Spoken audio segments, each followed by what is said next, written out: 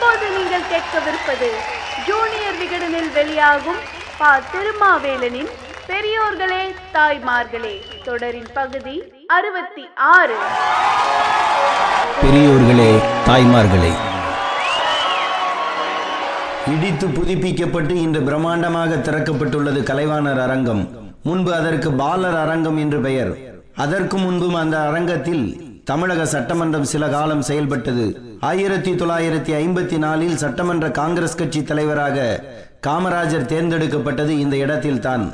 இன்று மேலிட பார்வையாளர்களாக குலாம் நபி ஆசாத்தும் முகுல் வாஷ்னிக்கும் வருவதைப் போல அன்று மேலிட பார்வையாளராக டெல்லியில் இருந்து வந்தவர்தான் பிற்காலத்தில் பிரதமராக வளர்ந்த இந்திரா காந்தி.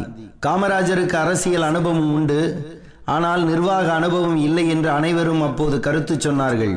அரசியல் அனுபவமும் நிர்வாக அனுபவமும் கொண்ட ராஜாஜி தனது அமைச்சரவையில் 17 பேரை அமைச்சராக வைத்திருந்தார்.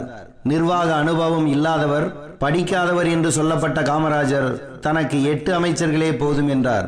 அதிக திறன் கொண்ட சிலரால் எல்லாவற்றையும் திறம்பட சாதிக்க முடியும் என்று காமராஜர் நினைத்தார். தமிழ்நாடு காங்கிரஸ் சட்டமன்ற கட்சி தலைவராக தன்னை எதிர்த்து போட்டியிட்ட சி. சுப்பிரமணியத்தை அமைச்சரவையில் சேர்த்து கொண்டார் காமராஜர். சி. சுப்பிரமணியத்தை தலைவர் பதவிக்கு முன்மொழிந்த பக்தவச்சலத்தையும் அமைச்சரவையில் சேர்த்து கொண்டார்.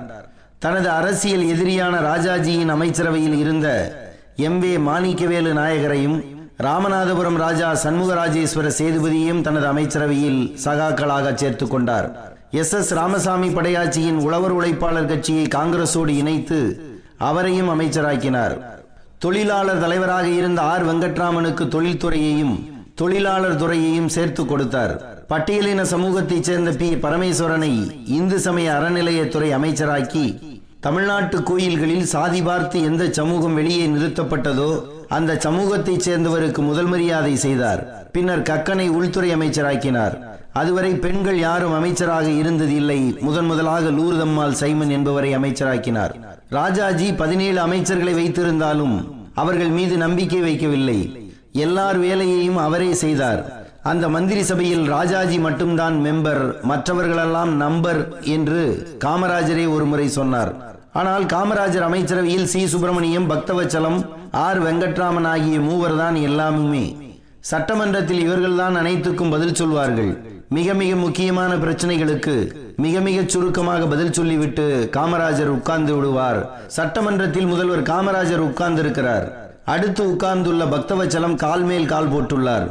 அவரை அடுத்து அமர்ந்துள்ள ஆர். வெங்கட்ராமனும் கால் மேல் கால் போட்டு உட்கார்ந்துள்ளார். முதல்வர் அது பற்றி கவலைப்படவில்லை. பெரியாருக்கு முன்னால் கால் மேல் கால் போட்டு ஒருவர் உட்கார்ந்திருப்பதை பார்த்து கட்சி தொண்டர் ஒருவர் அவரை கண்டித்தார். அப்போது பெரியார் சொன்னார், அவர் கால் மேல அவர் கால் போட்டிருக்கார், என் கால் மேல அவர் காலை போட்டா தான் தப்பு என்றார். தகுதியால் உயர்ந்த பெரிய மனிதர்கள் அப்படித்தான் நினைப்பார்கள். தன்னை சுற்றி மிக திறமைசாலிகள் இருக்க வேண்டும் என்று காமராஜர் நினைத்தார். தான் படிக்காவிட்டாலும் படித்தவர்கள் தனது அமைச்சரவையில் இருக்கும்படி பார்த்து கொண்டார். இன்று மூளை பலம் உள்ளவர்கள் அமைச்சராக்கப்படுவதில்லை. மேஜையை தட்டுவதற்கு புஜபலம் இருந்தால் போதும். மேஜையை தட்டி தட்டி வலதுகை வீங்கி போய் நாட்டு வைத்தியரை பார்த்த எம்எல்ஏக்கள் உண்டு. முதுகெலும்பு ஒரு மனிதனுக்கு உண்டு என்பதை அனைத்து அமைச்சர்களும் மறந்துவிட்ட காலம் இது. மாநில அபிவிருத்தி கமிட்டி உருவாக்கி அதில் அனைத்து அமைச்சர்கள் அதிகாரிகளை நியமித்தார் முதல்வர். இவர்கள் சொன்னது அனைத்தையும் செயல்படுத்தினார். எதுவும் என் சொந்த யோசனை கிடையாது, இந்த கமிட்டியின் யோசனை தான் என்றார். 3 மாதங்களுக்கு ஒரு முறை இந்த கமிட்டி கூடியது. வளர்ச்சி பணிகளையும் குறை நிறைகளையும் சொன்னது. பள்ளி கல்விக்கு ஆலோசனை சொல்ல காரைக்குடி வள்ளல் அழகப்பர் தலைமையில் ஒரு குழுவும், உயர்கல்விக்கு ஆலோசனை சொல்ல லட்சுமணசாமி தலைமையில் ஒரு குழுவும் போட்டார். காணும் திசையெல்லாம் கல்வி சாலைகள் உருவாகின. நெய்வேலி பழுப்பு நிலக்கரி திட்டம், கிண்டி இந்துஸ்தான் டெலிபிரிண்டர்ஸ், நீலகிரி பிலிம் தொழிற்சாலை, ஆவடியில் இராணுவ தளவாட தொழிற்சாலை, கிண்டியில் அறுவை சிகிச்சை கருவிகள் செய்யும் தொழிற்சாலை, பட்டாபிராமில் ரயில்வே வாகனங்கள் கட்டும் தொழிற்சாலை போன்றவை மத்திய அரசால் அவரது ஆட்சியில் உருவாக்கப்பட்டன. கிண்டி, விருதுநகர், ஈரோடு, தஞ்சை, திருச்சி, மதுரை, நெல்லை, மார்த்தாண்டம், காட்பாடி ஆகிய இடங்களில் தொழில்பேட்டைகளை உருவாக்கினார். வடவாதிமங்கலம், பேட்டைவாய்த்தலை, உடுமலை, படாளம், ஆம்பூர், மோகனூர், கள்ளக்குறிச்சி, சமயநல்லூர் ஆகிய இடங்களில் சர்க்கரை ஆலைகள் இவரது முயற்சியால் உருவாகின. அவர் ஆட்சிக்கு வரும்போது தமிழகத்தில் 71 நூற்பாலைகள் இருந்தன. ஆட்சியை விட்டு இறங்கும் போது 134 நூற்பாலைகளாக அவை வளர்ந்தன. Vandalur Standard Motors, Tiruvottiyur Royal Enfield, Ambattur TI Cycles, Ennore Ashok Leyland, Seshasayee காகித ஆலை, மேட்டுப்பாளையம் விஸ்கோஸ் போன்ற தனியார் நிறுவனங்கள் உருவாக வழிவகை சமைத்து கொடுத்தார்.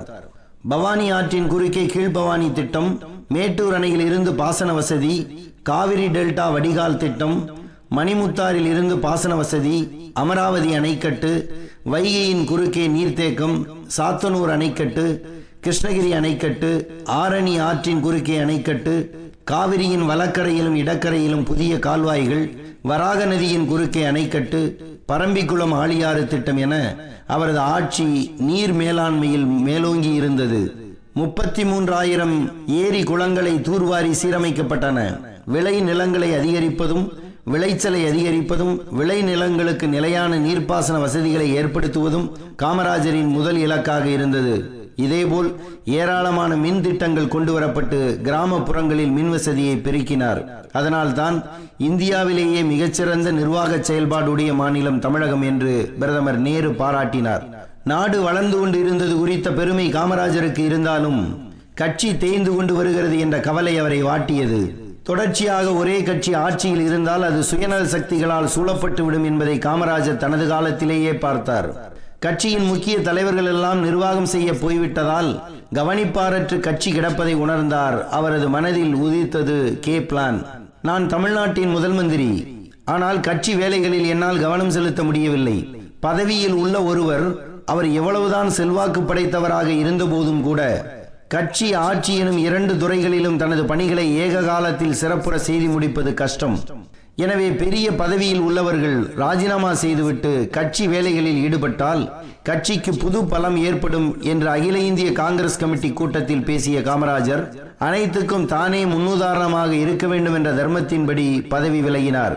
அவரை தொடர்ந்து 7 மாநில முதல்வர்கள் பதவி விலகி கட்சி பணிக்கு போனார்கள். காமராஜர் பதவி விலகினால் தமிழகத்துக்கு இருள் சூழும், கேடு பெருங்கேடு என்று அன்றே அபாய சங்கு ஊதினார் தந்தை பெரியார்.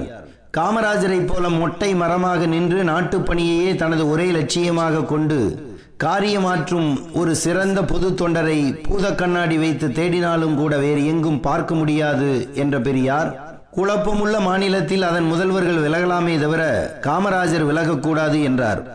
யோசனை சொன்னவர் விலக வேண்டாமா என்று சிலர் நினைக்கக்கூடும். நோயாளிதான் மருந்து சாப்பிட வேண்டுமே தவிர டாக்டரே சாப்பிட்டு காட்டுவாரா என்று திருப்பி கேட்டார் பெரியார். காங்கிரஸை திருத்த முதல்வர் பதவியை தாரை வார்த்தார் காமராஜர். ஆனால் மூலவர் நேருவே மறைந்து இந்திரா என்ற இடி இறங்கிய போது காங்கிரஸில் இருந்து காமராஜர் என்ற மலையே நகர்ந்தது. கட்சியே பிளவுபட்டது. அடுத்து நடந்த சட்டமன்ற தேர்தலில் காமராஜரே தோற்று போனார். 42% இருந்த காங்கிரசின் வாக்கு வங்கி கடந்த 40 ஆண்டு காலத்தில் 4% ஆகிவிட்டது. என்ன காரணம்? அவர் மரண சாசனம் போல ஒரு கட்டளையை பிறப்பித்து விட்டு போனார். தமிழ்நாடு ஸ்தாபன காங்கிரஸ் கமிட்டியின் நிர்வாக கமிட்டி கூட்டம் 1975 ஜூலை மாதம் 2ஆம் நாள் கூடியது. அதில் திமுக, அதிமுக ஆகிய கட்சிகளோடு ஒட்டோ உறவோ இல்லை, இந்த இரு கட்சிகளோடு உறவு வைத்துள்ள கட்சிகளோடும் உறவு இல்லை என்று தீர்மானம் நிறைவேற்றப்பட்டது. காமராஜரின் மரண சாசனம் மீறுவதே தமிழ்நாடு காங்கிரஸ் தலைவர்களின் தலையாய கடமையாக மாறிப்போனது. தமிழ்நாடு காங்கிரசுக்கு தலைவரை தேர்வு செய்வதில்லை. திமுகவுக்கும் அதிமுகவுக்கும் சாதகமான நல்ல PROவை டெல்லி தேர்வு செய்கிறது. சத்தியமூர்த்தி பவனில் நடப்பது இந்த 2 கட்சிகளுக்குமான மார்க்கெட்டிங் மட்டும்தான் என்றால் காமராஜர் பெயரை உச்சரிக்காமல் இருப்பதுதான் அவருக்கு செலுத்தும் உண்மையான அஞ்சலி.